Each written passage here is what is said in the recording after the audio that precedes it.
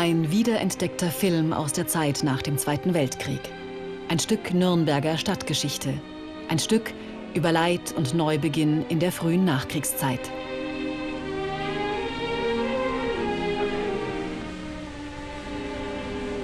Das ist Deutschland. Und das sind DPs, Displaced Persons. Ein heimatloser Ausländer mit seinen Kindern.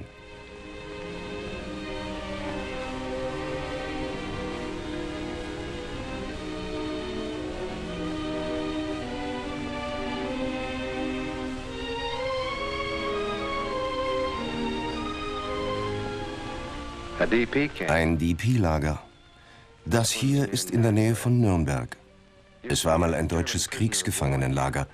Jetzt wird es ihr Zuhause, wenn du das Zuhause nennen möchtest. Die Kinder von damals sind heute im Rentenalter. Es war ein Paradies für Kinder. Im Nachhinein, also mit zunehmendem Alter, habe ich dann eigentlich gemerkt, dass wir Menschen zweiter Klasse sind. Ich habe als Kind ein sehr schönes und ein sehr sorgenfreies Leben gehabt, weil ich auch nicht gesehen habe oder meine Mutter verhindert hat, dass ich mitgekriegt habe, wie viel Sorgen sie halt gehabt hat.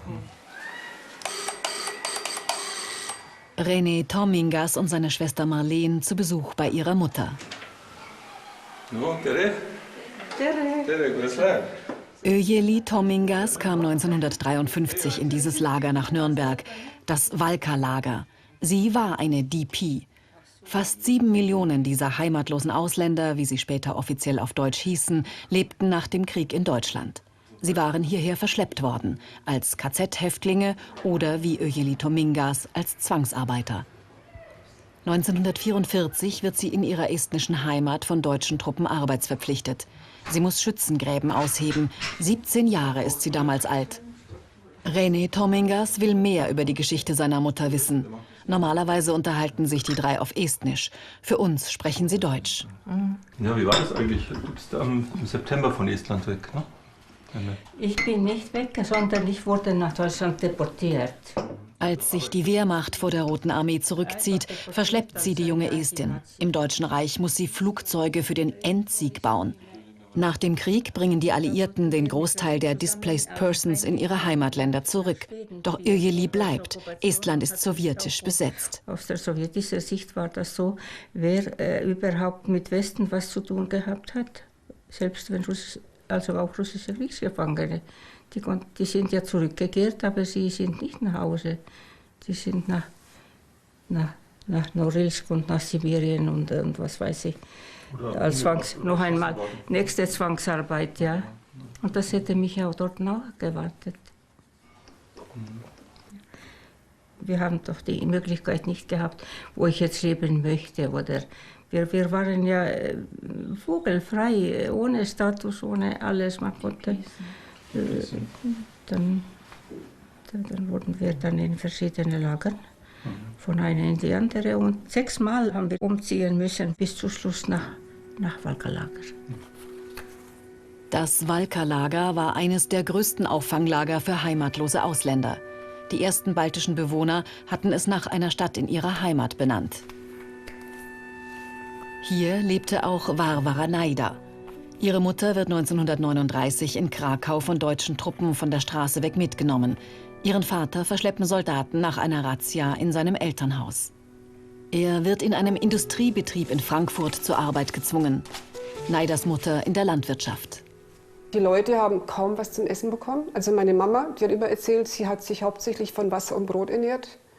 Ab und zu hat es mal eine Suppe gegeben, aber das war mehr Wasser als Suppe. Und wegen der Blutreinheit war es also denen strengstens uns gesagt, mit der deutschen Bevölkerung Kontakt aufzunehmen. Und deshalb waren sie also verpflichtet, auf ihrer Kleidung einen Aufnäher zu tragen. In meinem Fall meine Mama, die aus Polen kam, trug sie also dieses P.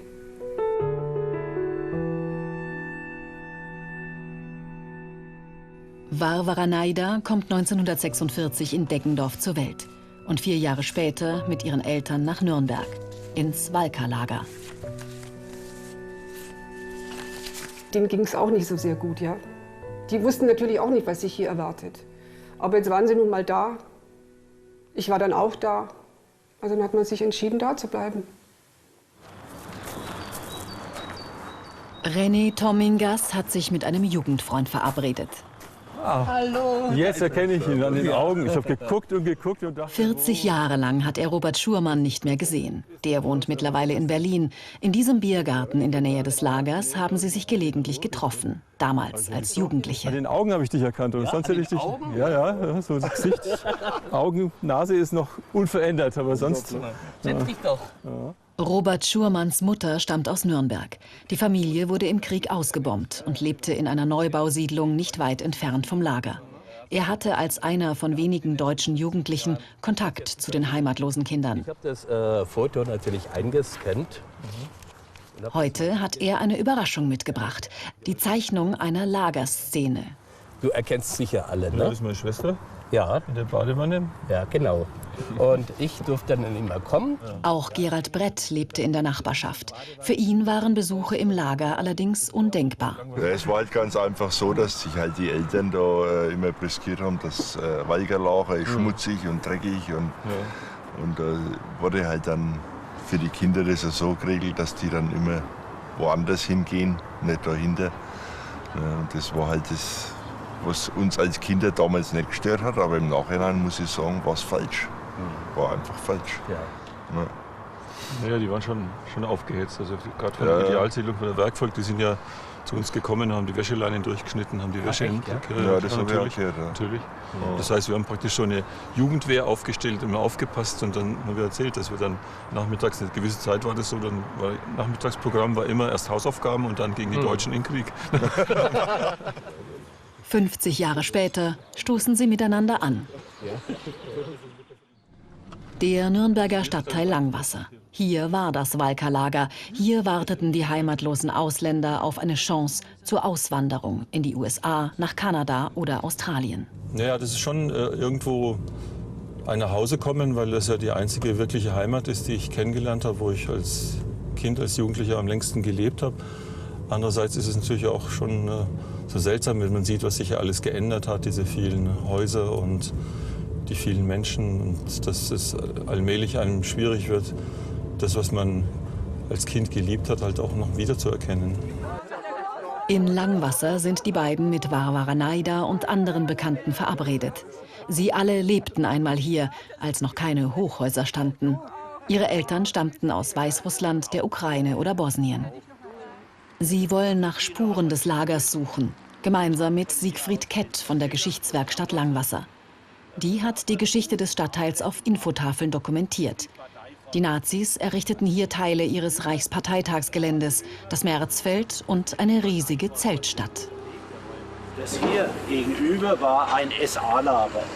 Also sieht man hier, es war für 120.000 SA-Leute, die da gekommen sind während der Reichsparteitage. Da waren geplante Straßen, Teerstraßen, ein ganzes Netz.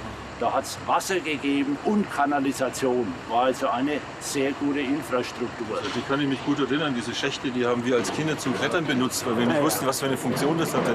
Es waren wunderschöne Spielplätze für uns dann später. Und erst 20 Jahre nachher habe ich erfahren, dass da die Toiletten von den Nazis gewesen sind. Ja. Nach Kriegsbeginn nutzt die Wehrmacht das Gelände als Gefangenenlager. Nach Kriegsende übernimmt die US-Armee das Gebiet. Gleichzeitig entsteht ein Auffanglager für bis zu 4000 heimatlose Ausländer, das Walker-Lager. Im Magazin des Nürnberger Stadtarchivs liegen zahllose Dokumente zur Geschichte Langwassers. Auch vom Walker-Lager gibt es noch Fotos und Pläne.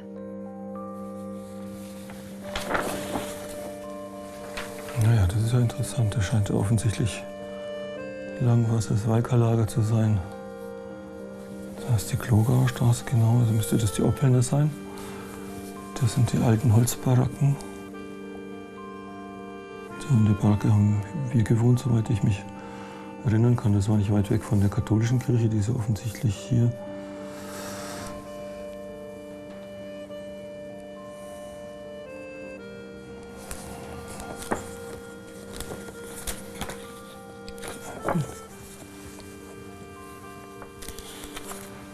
Und das ist hier offensichtlich am Kindergarten. Ich bin ja selber nicht mehr reingegangen, weil ich schon ein Schulkind war, weil meine Schwester war allerdings nur einen Tag in diesem Kindergarten und dann hat sie gestreikt. Das ist ganz offensichtlich ein Bild vom Walkerlager, aber an dieses Schild kann ich mich jetzt selber nicht erinnern.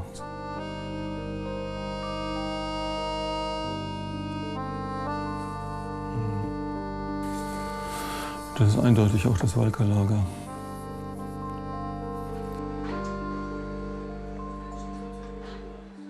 Unterstützung bei seiner Spurensuche bekommt René Tomingas von Thomas Wulke. Der Nürnberger interessiert sich für die Geschichte der heimatlosen Ausländer. Schwarz-Weiß-Aufnahmen vom Walkerlager gibt es einige. Farbfotos sind rar. Wulke recherchiert und stößt auf der Internetseite des Amerikaners Paul Heidi auf eine kleine Sensation. Dessen Vater Ross Heidi war Pfarrer einer großen lutheranischen Kirche in den USA und passionierter Hobbyfotograf. Und er war im Walkerlager mit Hilfen für die Flüchtlinge beauftragt. Als Ross Heidi stirbt, hinterlässt er seinem Sohn kistenweise Fotos, unter anderem von Dreharbeiten im Walkerlager. Offensichtlich existierte ein bislang unbekannter Film. Thomas Wulke kontaktiert Antiquariate und Sammler in aller Welt und findet Answer for Anne, Antwort für Anne. Film ab in der Meisengeige, einem kleinen Nürnberger Kino. Thomas Wulke präsentiert den einstigen Lagerkindern seinen Fund.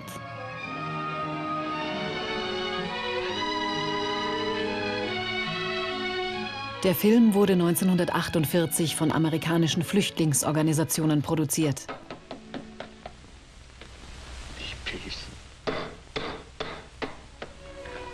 Er erzählt die Geschichte der Schülerin Anne, die einen Aufsatz schreiben soll. Thema: Warum soll ihre amerikanische Heimatstadt DPs Displaced Persons aus Deutschland aufnehmen? Viele Amerikaner wollen von den heimatlosen Ausländern nichts wissen. Man habe keinen Platz für sie und kein Geld, erfährt Anne bei ihrer Recherche an vielen Haustüren.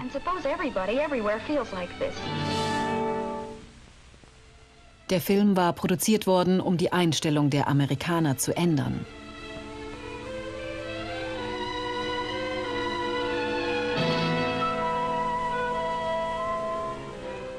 Auf Verständnis stößt Anne erst beim Pfarrer ihrer Stadt.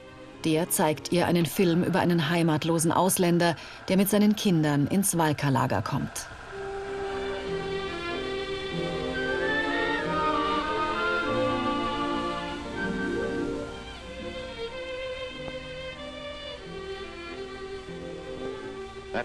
Das ist die Lagerverwaltung. Sie werden registriert.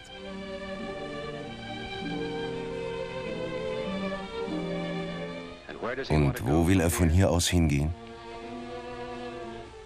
Jetzt ist er aber im Walkerlager.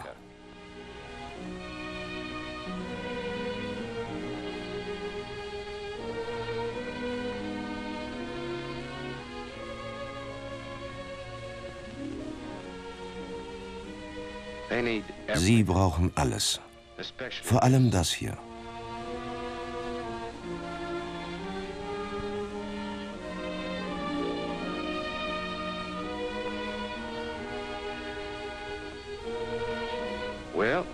Dann können Sie nach Hause gehen. Dorthin, wo Sie jetzt wohnen. Wenn du das Wohnen nennen möchtest. Wenigstens haben Sie eine Ecke für sich. Und das macht es für Sie zum Zuhause.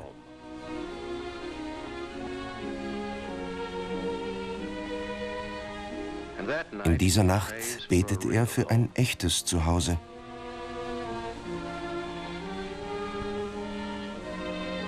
Die DPs sind alles, was wir auch sind. Arbeiter, Künstler und Bauern. Ja, DPs arbeiten. Bei der Arbeit vergeht die Zeit und das Leben im Walkerlager geht weiter. Tag für Tag, Jahr für Jahr.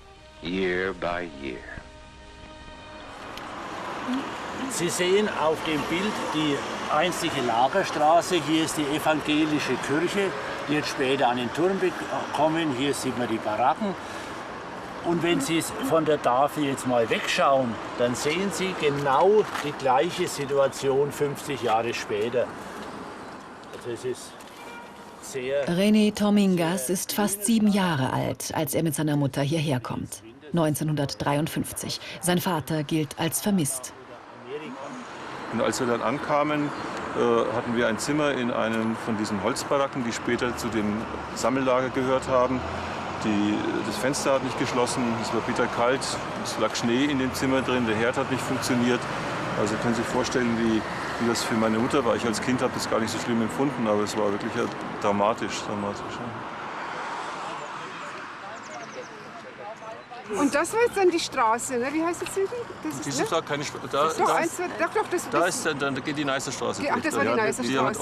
Eure Baracken von unseren Baracken sozusagen. Ja, Ihr wart ja da oben. Ein Jahr lang lebt Familie Tomingas in einer Holzhütte. Dann zieht sie um in eine Steinbaracke. Da habe ich gewohnt, Die Steinbaracken waren kurz zuvor gebaut worden zur Erweiterung des Lagers. Gegen den Willen der Stadt. Die will die Heimatlosen loswerden. Die Vorurteile sind groß. Wir haben so ziemlich am Rand gewohnt, in so einer Steinbaracke. Und für mich war es immer ganz schlimm, wenn dann am Sonntag die deutschen heilen Familien an der Straße entlang spazierten und dann so rechts geguckt haben und links geguckt haben. Und dann waren noch andere Verwandte dabei. Und dann hieß es, schaut hier, die dreckigen Ausländer. Ja, so ein bisschen Tiergartenatmosphäre. Ja, das war richtig. Wir sind da richtig beguckt worden, so von diesen Menschengruppen. Und ich fand das furchtbar. Ja, wir haben ja auch an der Ecke gewohnt. Ja. Und da kann ich mich noch ganz genau erinnern, der katholische Pfarrer lief mit seiner der hat eine neue Haushälterin gekriegt. Der lief da bei uns vorbei. Wir haben da gespielt und dann hat er gesagt, und schauen Sie mal, hier wohnen die Hottentotten. Ja, genau.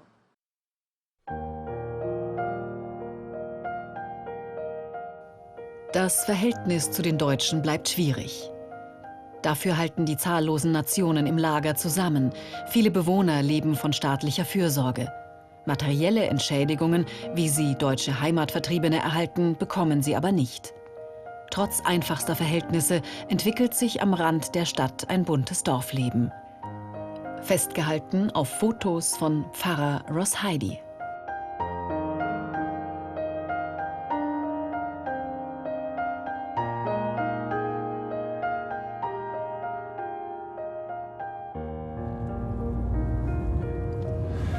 Wir sind jetzt in der Nordstadt von Nürnberg und fahren in die Pirkheimer Straße, weil ich gehört habe, dass auf dem Gelände der Stadtmission eine Baracke steht, die angeblich aus dem Walkerlager stammt. Und also das hat mich natürlich elektrisiert und das würde ich halt unheimlich gerne in Augenschein nehmen, wie die denn ausschaut und ob die mich an die Baracken von früher erinnert. Müsste hier irgendwo in der Pirkheimer Straße sein. 15 oder 16, da sehe ich was. Das ist ja Wahnsinn.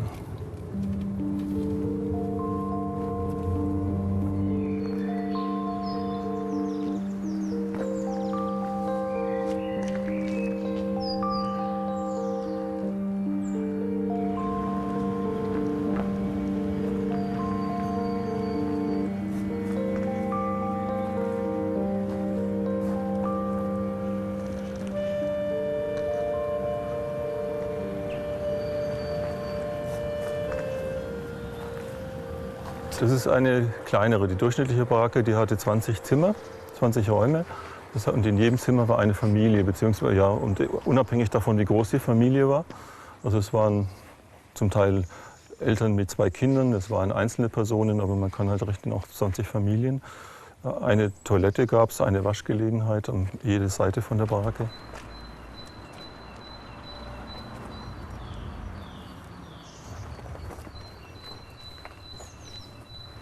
Gucken, ob das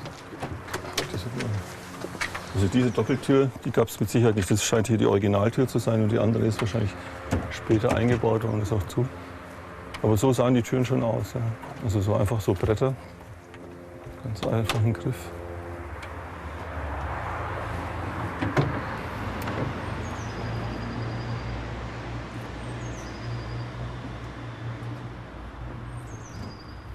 Es rührt natürlich unheimlich. Einerseits führt es einen in die Kindheit zurück, andererseits natürlich auch in die Zeit im Lager. Und ja, es ist eigentlich schwer zu beschreiben. Es ist irgendwo so ein Déjà-vu. Man fühlt sich zurückgesetzt, man weiß ganz genau, wir haben 2012, aber trotzdem ist man gleichzeitig in 1953 wieder drin. Ja. Also sie fühlt mich auf, diese Baracke. Ich merke, dass das schon ein bewegender Moment ist.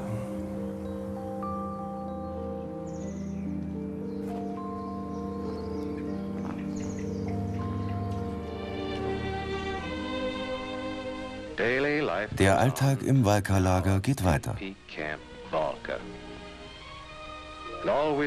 Und immer wieder der Blick aufs schwarze Brett auf der Suche nach Möglichkeiten zur Ausreise.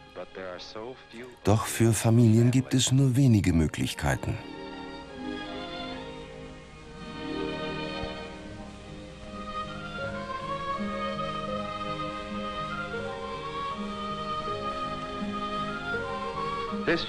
In diesem Jahr werden die ersten Kandidaten für die Ausreise nach Amerika ausgewählt.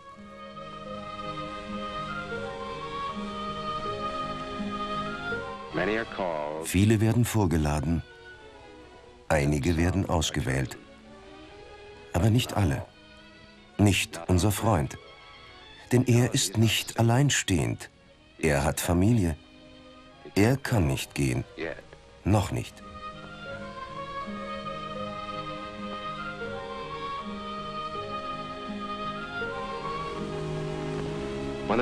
Der Tag der Abreise ist ein besonderer Tag.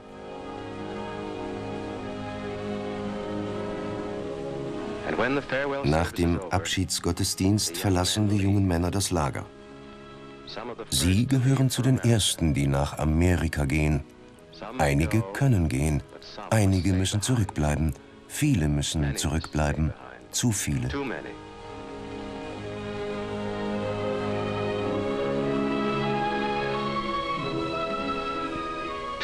Zu viele Menschen wie wir, unsere Nachbarn, unsere Brüder weit weg. Sie warten darauf, dass wir hier bei uns einen Platz für sie finden. Sie fragen uns, Anne, ob dieses Lager nach ihrem langen Weg wirklich das Ende sein soll.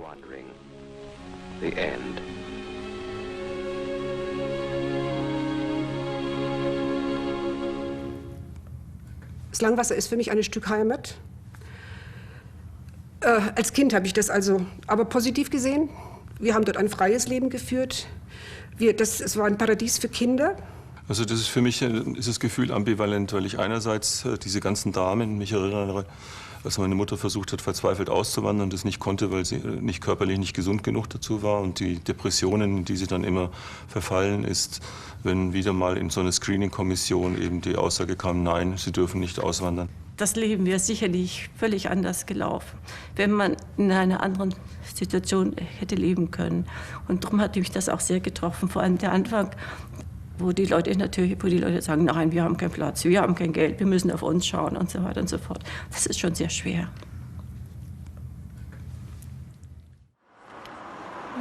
Sie sehen auf dem Bild die Stelle, an der der Grundstein gelegt worden ist. Ich weiß jetzt nicht mehr genau, also es war nicht feststellbar, ob es dieses Haus oder dieses war, ist egal. Aber hier Für viele heimatlose Ausländer war das Valka-Lager eine Durchgangsstation. Für sie wurde es zum Zuhause. René Tomingas Mutter war während der Zwangsarbeit an Tuberkulose erkrankt. Sie durfte nicht auswandern. Er verbrachte seine ganze Jugend im Lager, bis 1964 die letzten Baracken abgerissen wurden, um Platz zu schaffen für den neuen Stadtteil Langwasser.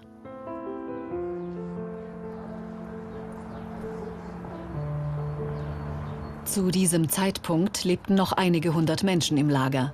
Sie wurden auf Wohnungen im gesamten Stadtgebiet verteilt. Varvara Naidas Familie kam nach Mögeldorf. Hier lebten ihre Eltern fast bis zu ihrem Ende.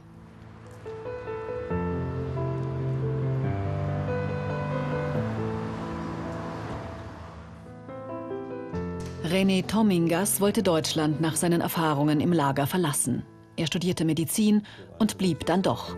Über 20 Jahre lang war der Junge aus dem Valka-Lager Chefarzt an Krankenhäusern im Nürnberger Land.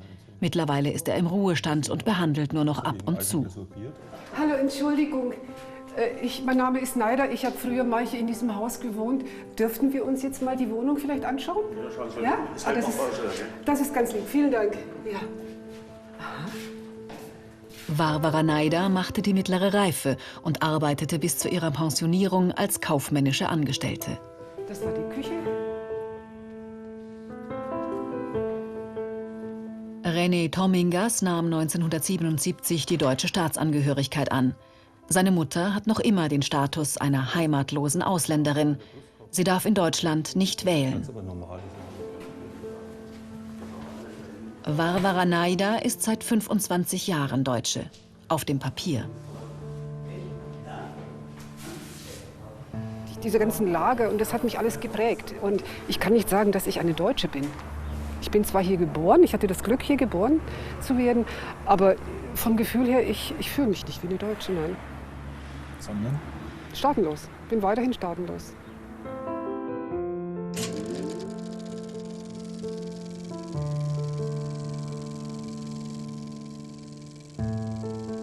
Ich denke schon, dass man da ohne Eigenlob stolz drauf sein kann, dass man aus solchen Bedingungen eben das geschafft hat. Und für mich ist halt ein Beweis auch für die heutige Zeit, dass sowohl damals als auch heute, dass man einfach eben Menschen fördern muss und dass man Menschen integrieren muss. Und dann entwickeln sie sich auch.